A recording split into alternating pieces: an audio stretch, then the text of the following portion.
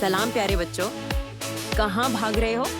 अरे बैठ जाओ, क्योंकि शुरू होने वाला है पेप से प्यारा सबक, इल्म की रोशनी के साथ। यहाँ हर हरफ है धमाल और हर बच्चा बने कमाल। आज हम सीखेंगे उर्दू का अगला जादुई हरफ, जिसका नाम है पे। बोलो सब जोर से, खुशी से, तालियां बजा के। पे पे पे। तो जी हाँ, पापा वाला पे।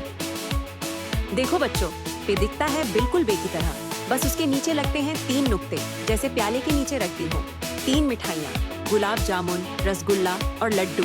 अब उंगली हवा में घुमाओ और लिखो पे पे पे, और कहो साथ में जोर से, पे से पटाखा पर प्यार वाला।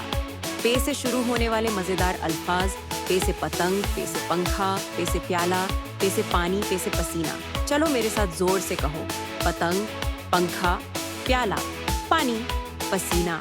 क्या खूब, तुम सब हो पे से परफेक्ट। अब आओ खेलें पे से पहचान।